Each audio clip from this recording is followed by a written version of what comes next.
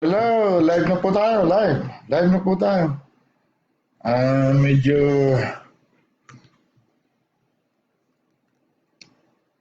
hindi tayo masyado magtatagal ngayon dahil may naghihintay po na obligasyon uli.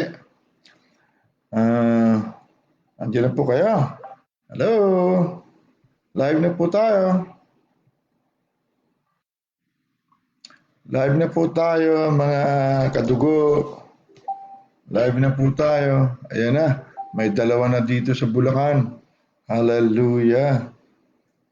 Okay, meron na po dito. Dito naman sa Juan, mayroon na rin dito. Dalawa na rin. Alright, nakatatlo na. Hallelujah! Mamaya, pag nandyan na kayong lahat, may sasabihin ako. Hallelujah! Andyan na kaya? Andyan na, ha? Hopefully, nandyan na exact to 6 o'clock. Nandyan na ba sila? Sino-sino nandyan? Wala pa yung iba, hindi yata panaimbitahan natin. Gusto ko yung si Sister Aisel kasi meron siyang problema sa anak niya. Alam natin hindi na problema. Ngunit kailangan natin ito ay suportahan. Dahil ito ang sabi mismo ng Panginoong Hesus. Pag lumayas daw ang karumal-dumal na espiritu sa katawan ng tao, at ang katawan na yun ay walang laman, babalik daw yun. Pag nakita niya walang laman, ay papasok siya. At magdala pa ng 7 masasamang kagaya niya. So, kailangan po punong-puno tayo. Punong-puno tayo ng karunungan ng ating tunay na katauhan. So, hallelujah. Punta tayo muna sa Roma chapter 5 bago tayo mag-pray. Roma chapter 5 verse 20. At gusto ko pong unawain natin mabuti makinig po, hinahinayin ko makinig po tayo dahil kailangan po natin ng isa't isa. Sa panahon na ito, kailangan po natin ng isa't isa. Wala pong iwanan. Dahil kapag nag-iisa ka, delikado eh. Sa verse 20, Romans chapter 5, sa Tagalog natin yung simulan. Romans 5 verse 20 hanggang 21. Nandiyan na kayo, mga Bibles nyo, ready na. Basahin ko po. At bukod sa rito ay pumasok ang kautusan upang ang pagsuway ay makapanagana. Datapwat kung saan nanagana ang kasalanan ay nananaganang lubha ang biyaya. Gusto ko po pagdiinan itong pangalawang salita na ito.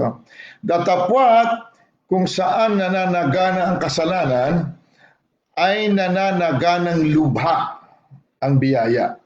Verse 21, upang kung paanong ang kasalanan ay naghari sa ikamamatay, ay gayon din naman ang biyaya ay makapaghahari sa pamamagitan ng katuwiran sa ikabubuhay na walang hanggan sa pamamagitan ni Jesucristo na Panginoon natin. Amen. Hallelujah. Father Almighty,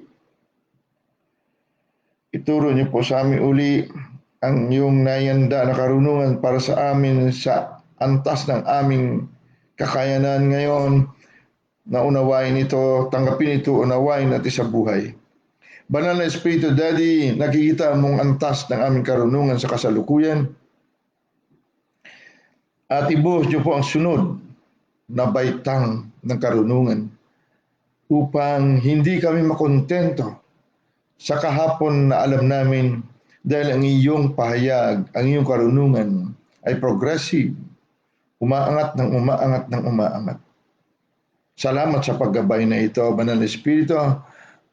Aming Panginoong Jesucristo, salamat sa loob at labas namin ang iyong banal na dugo, kordero, dugo ng kordero, Espiritu, ay patuloy naghuhugas at nagpoproteksyon sa amin araw man at gabi. We bless you, Father Almighty, for your love. We receive your love. We receive your forgiveness. We receive our inheritance tonight. In the name of our righteousness, Jesus Christ of Nazareth, we bless you. Amen. Hallelujah. Angels of God, we dispatch you again in the mighty name of Yeshua HaMashiach. In Jesus' mighty name, do your jobs, do your ministries now. Amen. Hallelujah.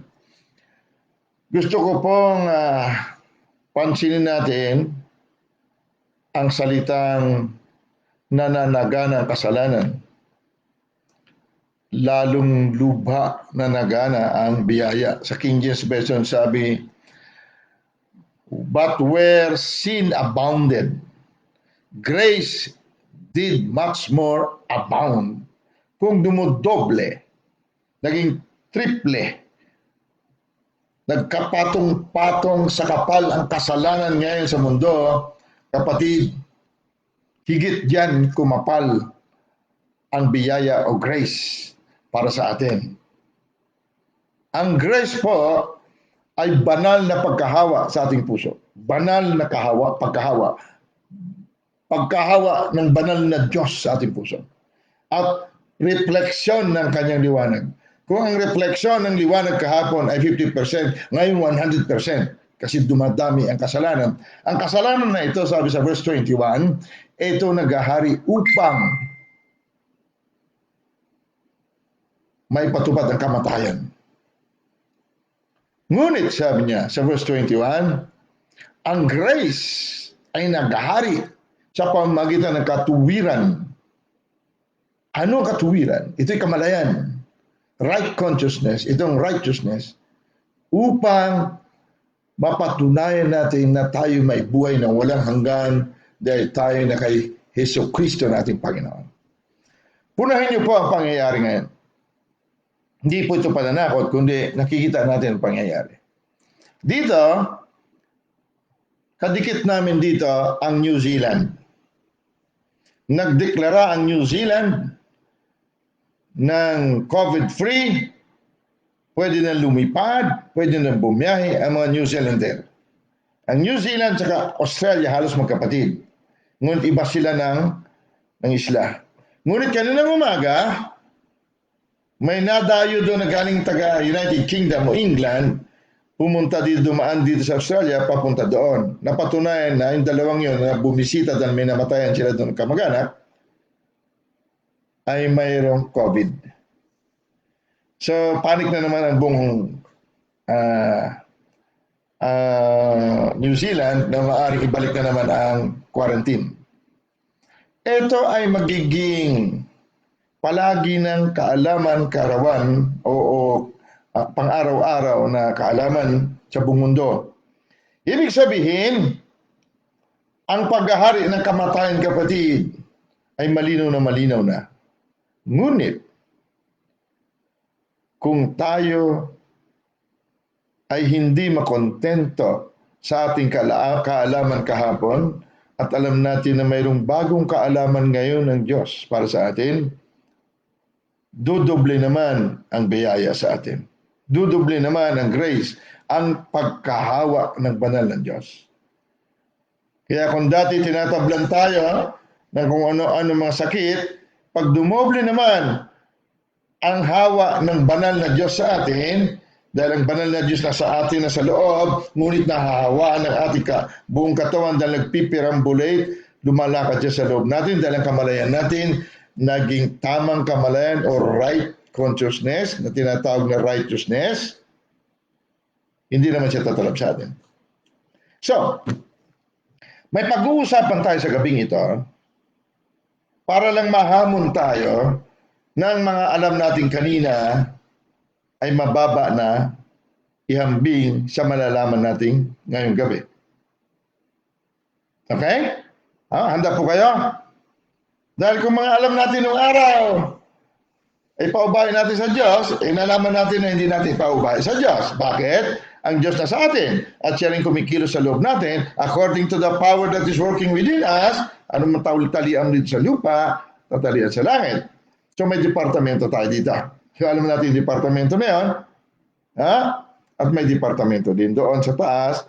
Naghihintay lang na matapos masunod natin departamento natin dito sa ibaba. at susunod na sila sa itaas.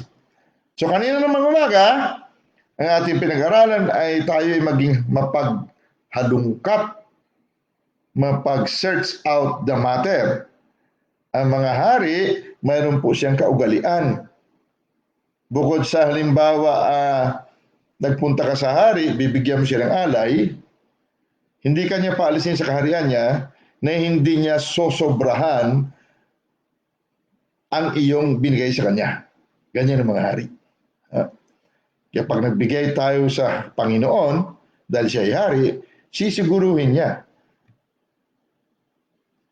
na higit na higit na higit ang ibabalik na siya. Bakit? Yan ang mindset ng mga hari. May isa pa siyang mindset, itong mga hari na tayo rin, ay mapaghalungkat siya. Hindi siya kontento sa karunungan lang natanggap niya ngayon. Kailangan bukas bago. Mataas na karunungan. Mas mataas ang karunungan, mas mataas ang iyong kapangyarihan, mas mataas ang iyong kasiguruhan at protection. Amen? So punta tayo sa Hebreo chapter 11. Humanda po ng bagong karunungan. Please, mga kapatid, please, kung kayo ay patuloy lang na nakikinig sa ganun pa rin, dati, wala, yun. Dahil nag-i-increase daw eh. Tumataas ang kasalanan para sabi niya, tumaas din ang bilang ng kamatayan eh. Kaya kung di naman tumaas ang ating karunungan, na siyang biyaya ng Diyos, paano naman tayo? Ha? Ba mo na ngayon, kita mo, online lang, natututo mga bata. Panahon ko nung araw, online. Ano ba yung online? Wala kang telepono noon. Telepono namin yung lata, di ba? Natuhog na gano'n na. Hello. Bisaya pa. Masaya na kami noon. Tutulak kami ng kung anong kariton na yung, ano ba yun? No? Minsan, lata lang, namin tarak namin. Ngayon, pag wala kang cellphone, parang unusual. Bakit wala ka cellphone? Bakit wala kang messenger? Ano nangyari sa iyo? Aso nga, may messenger mo eh. So, nag-i-increase. Tumataas. Ang kasalanan, para dumami ang bilang ng kamatayan, kaya kailangan mas higit, mas doble doon, triple doon ang ating karunungan na siyang biyaya ng Diyos. Amen? So, tingnan natin, Hebreo 11. Sa Tagalog, sa English, Hebreo 11, 11, verse 1. Now, faith is the substance of things hoped for. Faith. Pananampalataya. The evidence, ebidensya, alam mo na, Bisaya tayo. The evidence of things not seen. Tagalog. Ngayon, ang pananampalataya ay siyang kapanatagan sa mga bagay na hinihintay. Panatag ka dahil may hinihintay ka at ang hinihintay mo sa kanya katunayan ng mga bagay na hindi nakikita. Ebidensya daw. Okay, so faith. Ang faith na ito sa ibang manunulat, katulad ni Paul Yonggi-Cho, tawag niya dito fourth dimension. May first dimension, may second. Ang first dimension doon, itong lupa. Ang second daw yung dyan, yung kalawakan. Ang third daw doon sa third heaven. O doon, higit pa doon sa kalangitan, hindi na nakikita. Ang fourth daw ay yung pananampalataya. Okay, good. Pero pansinin niyo pa, para mahamon tayo sa gabi ito. Sa Tagalog, sa English, ganito pagkasabi sa King James. Faith, sa bandang huli, is the evidence of things not seen. Not seen. Evidence. Anong evidence? May ebidensya ka ba? Kung meron ako ebidensya. Okay? So yan ang faith. Ngunit, dito na tayo papasok na tayo sunod na baita. Makinig. Ha? Kung may faith ka, na kasing liit ng mustasa daw, sabi ni Jesus, pwede mo palayasin na ilipat ang bundok at ilipat. Nung pinatigil niyang ang pag-ugong ng hangin, tumigil. Pinatigil niya ang alon, tumigil. Tapos nilingon niya ang kanyang mga disipulo, nasaan ang inyong pananampalataya? Ibig sabihin, disipulo pa na sana, kaya na niya utusan, patigilin ang alon at hangin. Yun ang faith. No? Hindi niya lilingunin ang kanyang mga disipulo at sabihin na, nasaan ang inyong pananampalataya? Mga disipulo pa lang, kapatid, disipulo pa lang. Ibig sabihin, disipulo, mga tagasunod pa lang ni Kristo, wala pa silang buhay Kristo. Malinaw? Iba po ang sumusunod lang sa tao, sunod ng sunod siya sa boss, kaysa siya na ang naging boss. Ang buhay ng boss, nasa kanya na. Ang katauhan ng boss, nasa kanya na. Siya na ang boto at laman ng boss na dati sinusundan niya. Yan po ang ating na-discuss na noon. So dito tayo. Iba po ang ebidensya, iba po ang realidad. Gusto ko lang mahamon tayo kasi baka mamaya akala mo ang lakas ng faith niya. Okay naman yun. Walang problema doon. Talagang pinagpala. Kung makasama mo nga naman yun. Di ba? Ngunit tingnan natin. Colosa 3:4. Para lang ma-review tayo. Colosa 3:4. Diretso na tayo sa 4 agad. Para maunawaan ng mga taga-Rofor. Joke lang. Verse 4. 3:4 ng Colosa. Pagka si Kristo na ating buhay. Ano raw ating buhay? Ano raw? Kristo. Si Kristo ba Diyos? Amen. Pagka si Kristo na ating buhay ay mahayag, nahayag. Mahayag nga rin kayo o tayo na kasama niya sa kaluwalhatian. Ang kaluwalhatian po, presensya, katauhan, ningning ng Diyos. Okay? Pero ang key, ang susi ay kailang mahayag ang buhay natin Kristo. Alright? Okay. Malinaw ba? Malinaw. Nasusundan nyo? Punta na tayo sa ating talata. Hindi pa yung mga talata natin. Doon na tayo kay Jesus ngayon. Juan, alam nyo ito eh. Kung hindi mo alam ito, maaring hindi ka pa nakapagbasa ng Bible. Juan 14, verse 6. Dito tayo, magbulay-bulay. Tingnan natin ha. 14:6 ng Juan. Sinabi sa kanya ni Jesus, sabi niya doon kay Felipe, ako ang daan. Pero sa King James Version po, ako nga. I am. Ako nga ang daan, si ako nga ang daan. At ang katotohanan at ang buhay. Sino man ay di makakaparoon sa Ama, kundi sa pamamagitan ko. Si ako nga. Ito nagsalita ang si Jesus na si ako nga, I am come that you might have life and have it more abundantly. Siya rin nagsabi sa King James, sabi sa King James, I am the way, the truth, and the life. Ako ang daan. Alam mo po, ibig sabihin ng daan? Daan. Ano ba daan? Kalsada. Di ba? Itong daan na ito, wala po siyang hangganan. Ang hangganan niya ay Diyos. Doon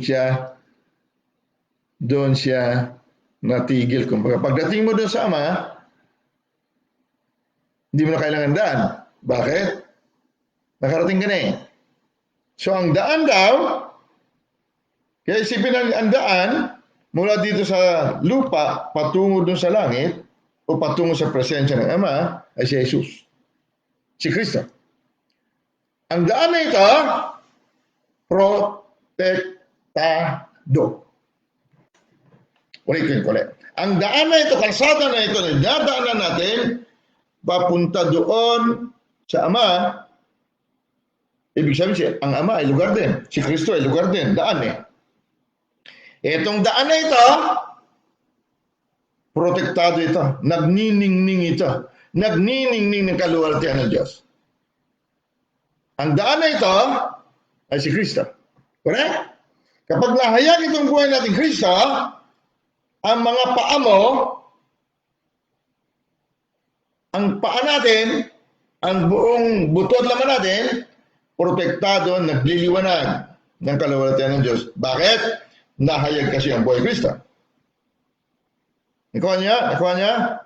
Pero ang ating tutumbukin ay sinasabing the truth at ang life. I am the way, the truth. Ang truth po ay reality. Ang reality, sa spiritual na pag-uusap, ang reality po, naturalisa. Ano naturalisa? Ano ba? Ang naturalisa kasi Ilonggo yung normal sa akin yan. Bakit? 6-footer ako, normal sa akin yan. Na maabot ko eh. Bakit? Mataas kasi ko. Kung panda ka naman, normal sa akin yan. Anong normal sa'yo? Na hindi ko maabot yan. Bakit? Jondak ako eh.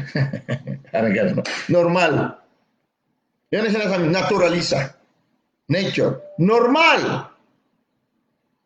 Ito ang sinasabi, realidad. Ang faith ay hindi reality. Ulit ko, ang faith ay ebidensya ng reality. Ang pananampalataya ay ebidensya ng realidad, ng naturalisa, ng normal. Kapag ang faith, nakinig mabuti, na simula ay naging realidad sa iyo, hindi ka na aware sa sinasabing may faith ka. Ano bang aware? Ulitin ko, ha? Nung bata ka pa, mga 9 years old, ang laki mong tao eh, bata. Grabe bata to, tangkad nito. Alam ba? Balang araw, mahigit ka 6 feet eh. Siguro mga 6'5" ka. Sa kanya, fight yun. Oo nga, kasi ebidensya, taas ko eh. Bata pa lang, laki ko, ang haba ng bias ko eh. Pero pagdating niya ng 6'5", normal na sa kanya yun. Naging realidad ang faith. Ang faith kapag naging realidad, naging pagkatao. Hindi ka na ngayon aware, hindi ka na ngayon magsasabi na, sana maging 6'5" ako. Noong bata ka, kahit laro ka ng laro, no? Basketball, sinabi, tatangkad ka. Pero nung umabot ka na doon at PBA player ka na, realidad na yun. Hindi na faith yan. Normal na. Normal ang realidad sa atin. Anong realidad? The truth. Ano ang truth? Pinagpala. Pinagaling. Anointed. Bigla na lang nawawala. Lilipat sa kabila. Normal. Kung kinakain lumakad sa tubig, normal. Ang anino, dumaan sa mga naalihan ng dyablo, naglalayo siya ng dyablo, normal. Hindi na faith yan. Ang faith, panimula, sabi nila 4th dimension, pero mayroong mas mataas sa 4th dimension. Naging normal. Dati, di-dribble ka, yung marunong mag-basketball ha. Di ba, tingin ka ng tingin ng bola, ano? Tagal. Pero naging normal sa dribble, wala nang tingin-tingin, panaikot mo pa eh. Di ba? Wala nang tingin-tingin. Parang ganyan. Hindi natin sinasabi huwag tayo magsimula sa faith. Faith ang isimula. Without faith, it is impossible to please God. But, tingnan mo sabi ni Kristo, ako ang daan, ako ang realidad, at ako ang buhay. Pag ang buhay naging realidad sa iyo at sa akin, ang buhay Diyos, naging katotohanan, naging realidad normal. Kapatid, ang himala normal. Tama hindi? Ang hiwaga, hindi na hiwaga.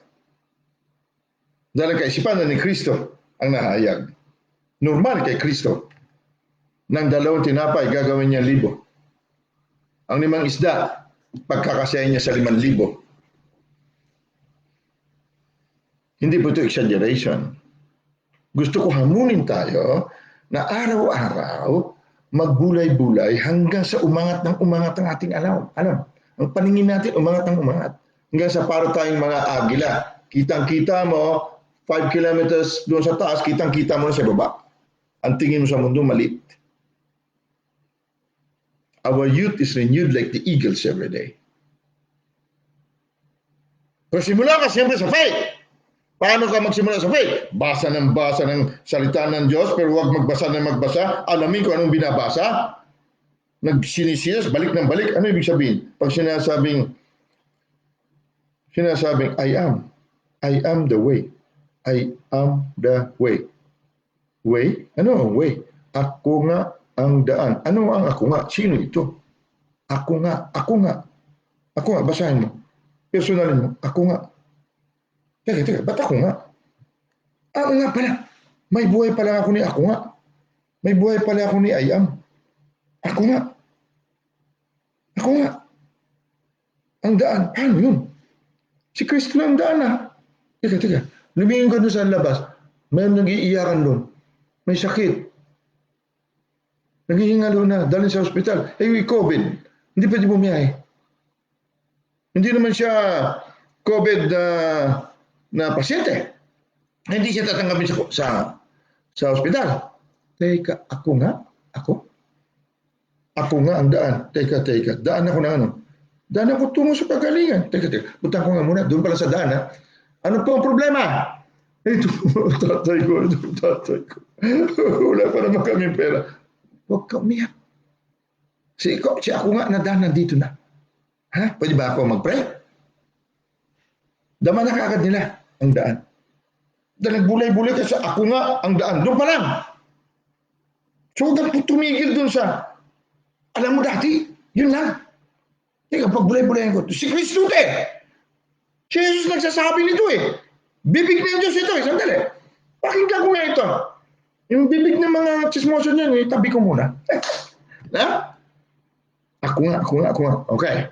So doon pa lang, marami ka na mapupulot. Habang naglalaba ka, ako nga ang daan. Anong daan? Daan kalsada. Spiritual na daan? Bay, maganda ito siguro. Daan Puno ito ng palibutan yun ng anghel. Sigurado, nagkumikinang matindi ito. Takot dito kadiliman. Ako nga. Padre. Mga ganyan ha? Ganyan tayo. Hamunin natin ang sarili natin.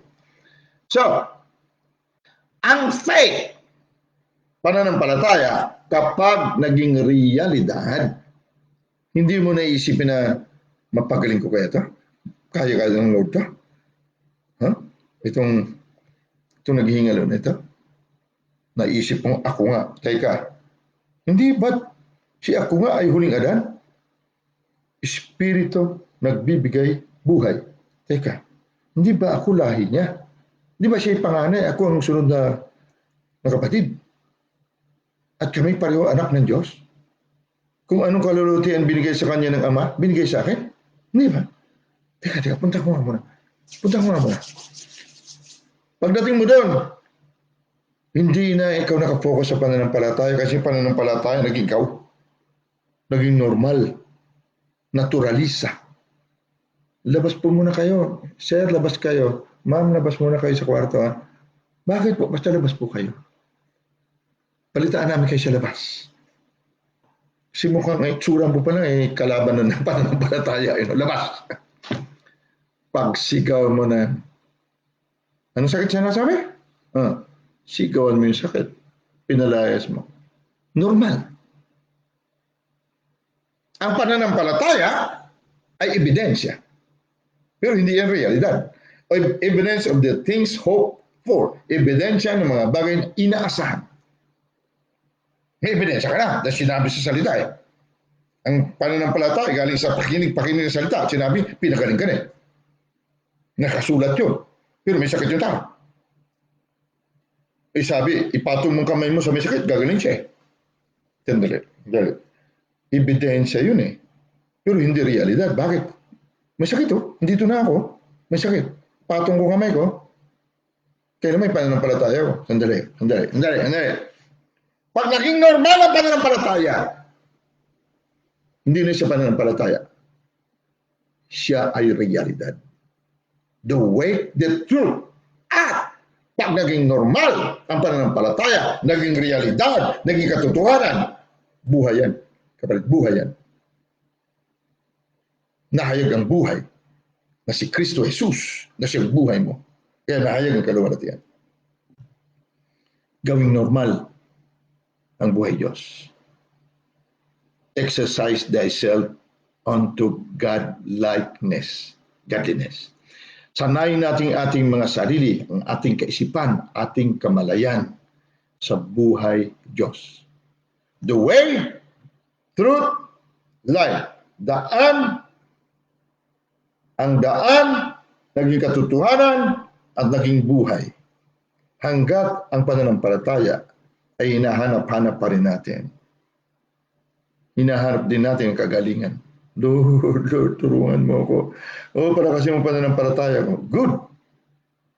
Hindi masama. Kung yan lang alam mo. Ngunit kailangan huwag tumigil doon. Yung walang-wala ka, bukasan may kailangan kang libo. No, turuan mo ako pananampalataya. Yes. Oo. Pero, kung patuloy ka nagbubulay-bulay ng salita ng Diyos araw at gabi, sabi ng Diyos kay Joshua, sabi ng Lord kay Joshua, ikaw mismo magpapasagana sa iyong sarili. This book of the law shall not depart out of your mouth. Meditate on it day and night, night and day. And you shall make yourself prosperous. Ikaw.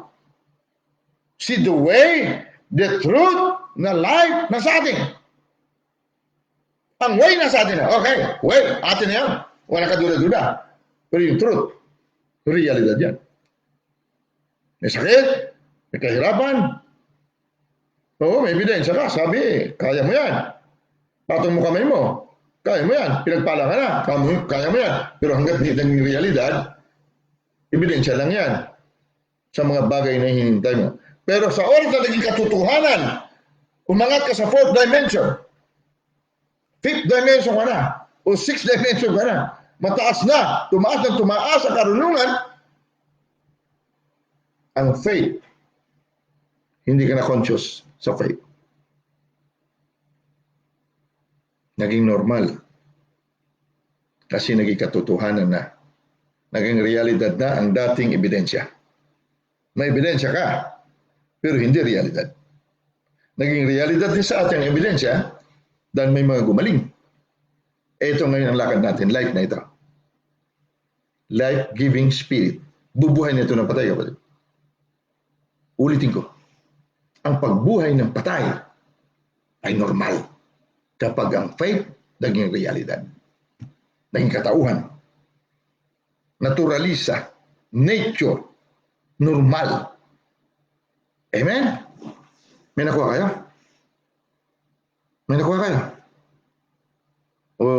Kasi kapag hinabaan at madami tayong lesson, mahirap tandaan. So ito, ating simple natin. Ang faith daw, ang pananampalataya ay ebidensya ng mga bagay na darating. Ibig sabihin, hindi ito realidad. Dahil wala pa yung bagay. Pero mayroon ka ng patunay na darating. Pero kapag ikay naging life, normal sa iyo mag-create. Normal maglalang. Dahil ang life na sinasabi, Diyos. Gusto ko umangat tayo dun sa paniniwala na hindi tayo tao lamang. May pangarap tayo ng Diyos. Bumangon tayo kasama ng Diyos na si Kristo. May kaisipan tayo ng Diyos na kaisipan ni Kristo.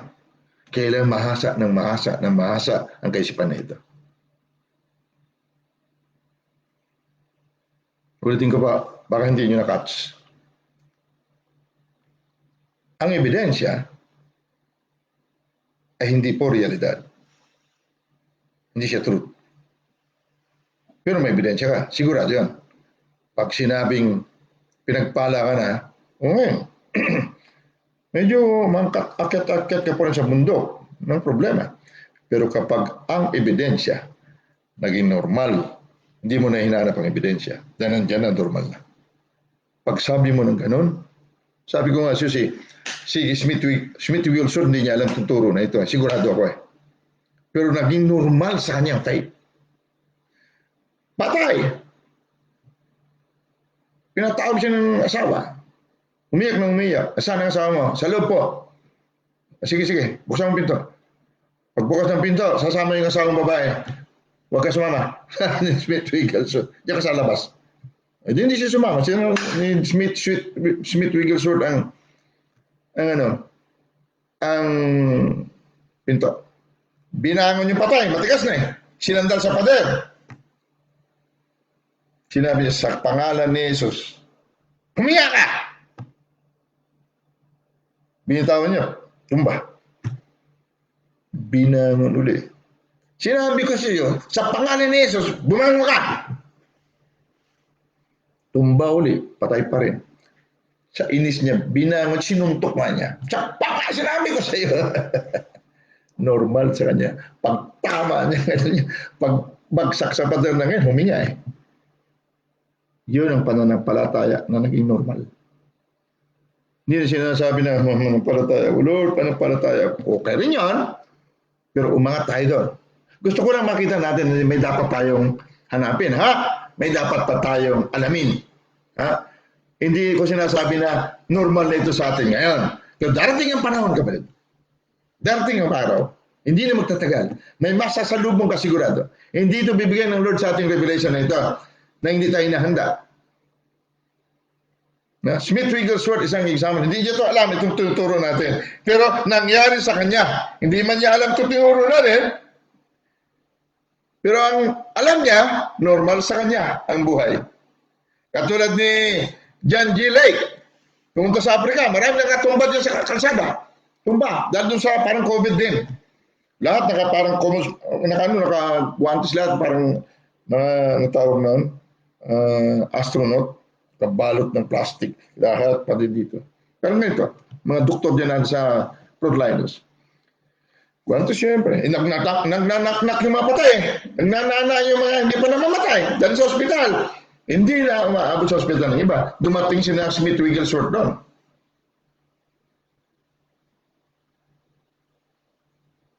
Grupo sila ha? Nagbubuhat ng patay, walang kwantes lahat.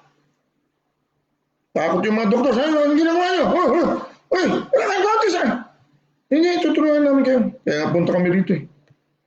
Sabi niya, ba't ganun kayo? Sabi niya, hindi kami tatablan yan. Ano hindi tatablan? Kami nga nakabalot lahat, doktor pa kami. Hindi kami tatablan yan. Ay, kuha ka dyan. Ayan sabi niya, nanak-nak. Kasi doon galing ang mikrobyo. Ay, kuha ka ng ang tawag nun? Microscope. Okay? Ilagay mo dito yung nana.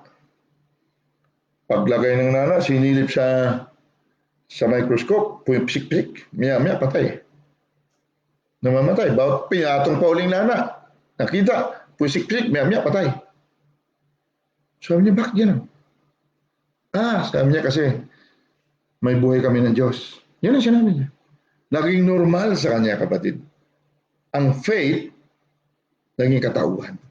Hindi niya hinahanap ang faith. Hindi niya siya aware sa faith. Dahil ang faith, naging siya na. Naging realidad. I am the way, the truth, and the life. May life ako eh. Normal sa amin yan. Gawin din natin normal sa ating buhay. Okay? Huwag tayong magugulat sa pangyayari. Huwag tayong magugulat sa mga coronavirus. Huwag tayong magugulat sa mga sakit-sakit. Normal sa atin yan na pag pinatong sa kamay natin, utusan natin, gumagaling. Hindi ka nasabi na mahiya ka pa. Tulad nila kuya ninyo, maganda yung patutunan nila. Dumaan sila doon sa may inaalihan ng demonyo, possess. Doon pala sila sa pinto, nagwawala na yung possess. Huwag niyo papasukin yan. Huwag niyo papasukin yan. Yan. Medyo nagulat din sila. Pero pag naging realidad, normal. nahayag ang buhay na si I am na si Kristo. Normal yan, kapatid. Hindi pa nga sila, wala pa nga silang buhay Kristo, disciple pa na, sinabihan na sila, mayo kayo. Magpagaling kayo ng ketong. Ketong nun, walang kagalingan. Ibig sabihin, lahat ng sakit na walang kagalingan, pagalingin nyo. Bumuhay kayo ng patay. Mga disipulo pa lang yun, kapatid. Wala pa silang buhay Kristo. Faith pa lang ginagamit nila. Kasi sinabi ni Kristo, o ngayon, ang faith na ebidensya, naging realidad. Normal. Normal sa atin ang lahat ng bagay dahil tayo nag-ahari sa mundong ito. Gusto ko mahamon tayo sa gabing ito na kung ano mga alam natin kahapon ay mayroon pa mas mahigit. Dahil kung ang kamatayan ngayon normal dahil sa kasalanan dumudoble, dinudoble ng Diyos ang kaalaman, ang biyaya para managumpay tayo. Taas pa rin tayo, sa ibaba pa rin sila. Grace much more abound. Divine influence and reflection of the life. Reflection ng buhay. At banal na pagkahawa. Dumudoble kumakapal ng kumakapal. Hindi tayo nalalagpasan ng kamatayan. Diyan pa rin siya sa ibaba. Dahil higit tayong tumaas ng tumaas ng tumaas. Sa pamamagitan ng pagbulay-bulay ng salita ng Diyos.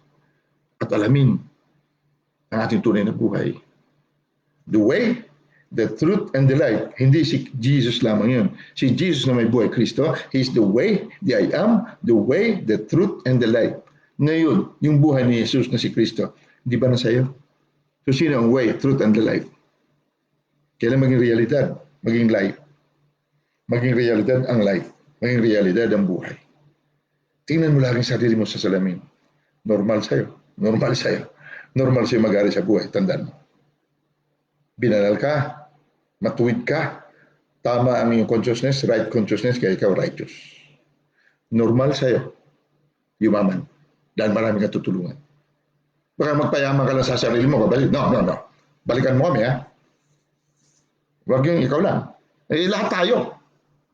Pag naging normal itong buhay, dahil sa daan, at naging katotohanan, ang buhay, naging normal, normal sa iyo yumaman, kapatid. Bakit? Napakaraming mahihirap na kailangan tayo.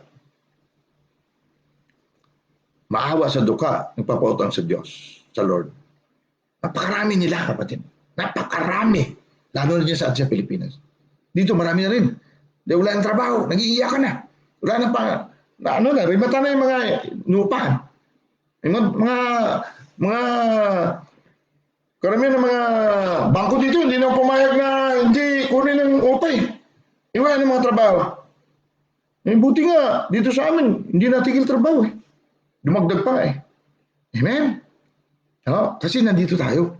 Kung saan ka naroon, pinagpapala ang lugar. Normal yan. Normal dahil tayo nga pagpapala sa bansa. Amen? Hallelujah. Father Almighty, great I am, salamat po. At bawat gabit, bawat araw, kami ay magsasaliksik, magbubulay-bulay kahit ano ang ginagawa upang umangat ang iyong grasya, ang iyong biyaya, ang iyong banal na pagkahawa sa amin. Hanggang sa maging normal sa amin ang buhay Diyos. Realidad. Hallelujah. Glory to you, Father Almighty. Oh, I pray, Father, na ang bawat isa na kinig maging normal, maging realidad sa kanilang buhay. Ngayon, uutos kami bilang mga normal na buhay ng Diyos. In the name, sa pangalan ni Jesus ng Nazareth, lahat ng nakikinig, amin ngayon, tinatawag na normal ang managana sa buhay. Sa pangalan, sa kapangyarihan, sa katauhan namin, si Kristo. Dinideklara din namin, ngayon, lahat na nakikinig na may karamdaman ay gumagaling at tunay nagagaling dahil pinakakawalan namin ang normal na buhay. Kami mga espiritu nagbibigay buhay, tanggapin nyo ang buhay. Ang buhay Diyos. Wala kayong sakit. Kayo mga sakit na panlilinang, espiritu na manlilinang sa kapangyarihan na aming buhay ni si Jesus na siyang nahayag ngayon. Ang kaluwalhatian na nahayag sa amin, Inuutos namin sa inyo, lahat kayong mga sakit, may pangalan man kayo o wala, layas! Umalis kayo sa katawan ng tao. Ngayon na nakikinig at sa kanya kamag-anak na nakikinig, sa lahat ng kamag-anak nila hindi nakikinig, binabanggit nila ang pangalan niya sa pangalan ng Panginoon Jesucristo. Ngayon, lumayas kayo sa kanila. Dahil ngayon, normal sa amin magpakawala ng kagalingan. Espiritu ng kagalingan ang aming pinakakawalan dahil kami ngayon ang realidad ng buhay sa pangalan ng pinakamataas na pangalan in Jesus mighty name. Go! Bumalik kayo doon sa ilan. Doon kayo nararapat. Mga sakit. Dahil ngayon, pumapasok na ang espiritu ng kagalingan sa lahat ng katawan, lahat ng kamag-anak, lahat ng pangalan na babanggitin nila sa pangalan ng kataas-taasang pangalan in Jesus mighty name. Amen. We call it done. Amen. Tanda natin, dating ang panahon, kayo rin ay magpapakawala ng karunungan. At higit ng karunungan bukas kaysa ngayon. Higit na higit. Huwag umatras, guys. Huwag. Walang atrasan to. Huwag umatras. Lugi tayo pag umatras tayo. Okay? Ano pa magat nating mensahe ngayon? Alis na ako. Anong pamagat? Ha? Realidad. Naturalisa ng Zoe o buhay. Ang ebidensya, naging realidad. Ang faith, naging katauhan na. Hindi mo na hinahanap. Kusa na lang yan. Parang kamay, kusa mo lang magalaw, magbitbit na una-una. Yan. Hindi mo hanapin. Saan ang kamay ko? Lord, bigyan mo ako kamay.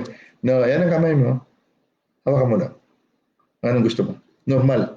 Hindi mo na kailang pilitin pang kamay mo. Basta pag naisip mo, oh, normal yan.